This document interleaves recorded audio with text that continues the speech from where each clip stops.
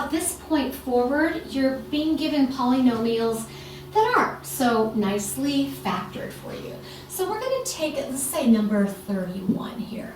And this is x to the fourth minus 3x cubed plus 2x squared. Well, I can notice something right away. My y-intercept is 0. That tells me that I'm going to be crossing at where y is equal to 0, which would be the x-axis. This is going to go through the origin. But I'm going to go ahead and re-express this in factored form. Okay, so I've factored out an x squared, and I'm not quite done. I can still factor this. I can do a little diagram, but I know this has to be x times x to get that. 2 times 1 is that. And if I do both of those negatives, I get the positive. So now I know what my zeros are. Okay, I've got 0 is, the x squared means 0 is a 0, right? And it's a multiplicity of 2 because the x is squared. Then I have 2 is a 0, multiplicity of 1, and 1 is a 0, multiplicity of 1. And notice this adds up to 4, and I had a 4th degree polynomial. That all matches up. I can graph this now. I can sketch a graph anyway. It's not going to be perfect, but it'll be close enough. I have a 0 here, and I have positive 1, positive 2. Okay, so I'm going to just do it this way.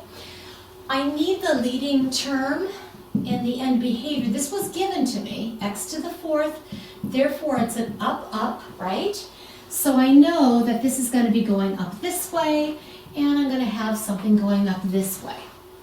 I'm going to first look at the 0 that has a bounce, okay? At 0, this one does bounce. It's going to go down, and then it's going to bounce at 0, and it's going to come right back up.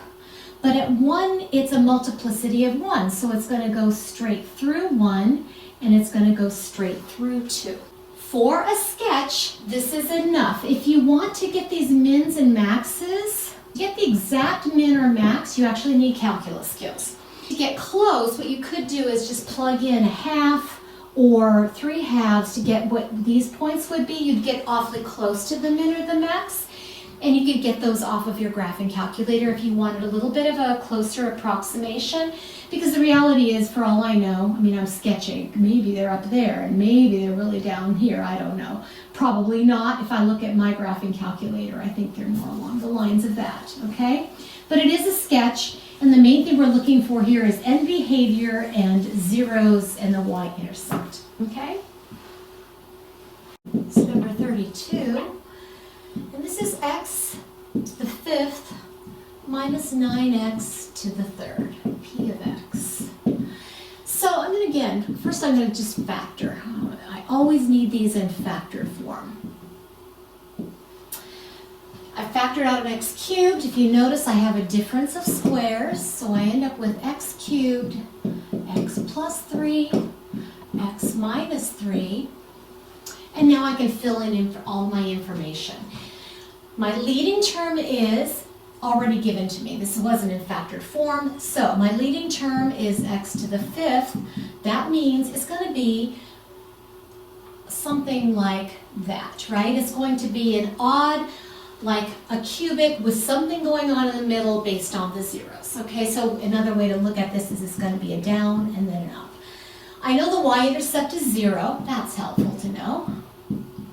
That will also end up being a 0. That should make sense because I've got a 0 there. Okay, just kind of putting it all together. For my zeros, okay, and their multiplicities, I have negative 3, multiplicity of 1, positive 3, multiplicity of 1, and then of course I have that 0 which has a multiplicity of 3. That's going to be graphed a little bit differently, okay? And so I'm going to go ahead and mark my zeros. Let's just say that that's 3, and let's just say that that is negative 3. Again, I have, this is my end behavior, it's a down, up. I'm just simply attaching those to my first and last zeros. And then I'm going to take a look at this to know what's going on here. These both go through because these are a multiplicity of 1, okay? So you know that something's going to happen, that it's going to go through. But since the 0 point is not a multiplicity of 1, but rather a multiplicity of 3, this one's going to have like a little flat spot in it as it goes through. If you notice, a little bit like a cubic, okay? And it's going to turn out that rather than going straight through, there's going to be one point right at 0 that it's going to have, if I were to follow the curve, it's going to have a flat tangent line right at just one point, okay? So it's going to come down, it's going to flatten out at that 0 and then continue to go down to a point. And again, if I wanted to find that point, I could use my graphing calculator to get a couple of anchor points as far as where it is on the y-axis, but this is going to be perfectly fine for a sketch. Now, one more example problem I'd like to work out with you, and that's to kind of demonstrate that your Chapter 1 factoring skills will be tested as you move up in the exercises. Because the only way to graph this and to get that shape correct is we have to identify the zeros, and we get the zeros by factoring. So if you notice, when you have 4 terms, and there's nothing common to all 4 of them, the next thing that we would have looked at in Chapter 1 was to see if we could factor this by grouping.